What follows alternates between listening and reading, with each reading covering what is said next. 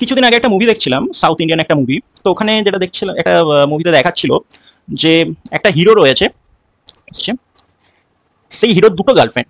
এবার কি হয়েছে, সেই দুটো গার্লফ্রেন্ডই আবার জানতে পেরে গেছে যে হিরোটা দুটো গার্লফ্রেন্ড। তো তারা খুব রেগে গিয়ে এসেছে হিরোর কাছে, দিয়ে হিরোকে নিয়ে দুজনেই টানাটানি করছে। এখন এ যদি একটা ফোর্স অ্যাপ্লাই করে, সাপোজ ধরে নিচ্ছি 20 নিউটন,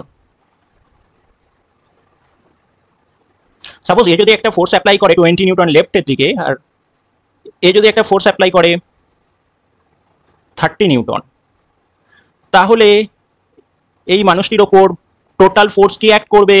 অবশ্যই 30 - 20। তো সেটাই ইকুয়ালস টু লিখবো কি আমরা, এম ইন্টু এ। তাহলে এই জায়গাটা ভীষণ ইম্পর্টেন্ট, এটা অনেকেই গুলিয়ে ফেলে। কেন কি, এরপরে যে অ্যাপ্লিকেশনগুলো আমরা পড়বো, মাস পুলি সিস্টেম বা ইনক্লাইন প্লেন বা বিভিন্ন জায়গায় যে এরপর পড়বো, সেখানে দেখবো কি কোথাও কোথাও কি হচ্ছে, নেট ফোর্স 0 বা কোথাও একটা নেট ফোর্স আছে। তো এইটা হচ্ছে নেট ফোর্স, এইটা ভীষণ ইম্পর্টেন্ট। তো একটা অবজেক্টের ওপর যদি একাধিক ফোর্স অ্যাপ্লাই করছে, তাহলে সেখানে আমাদেরকে কি দেখতে হবে, যেদিকে ফোর্সটা বেশি সেই দিকে তার ত্বরণ সৃষ্টি হয়েছে। তো নিউটনের দ্বিতীয় সূত্র যে বলছে ভর ইন্টু ত্বরণ, এই ত্বরণটা সৃষ্টি হচ্ছে কিন্তু নেট ফোর্সের জন্য।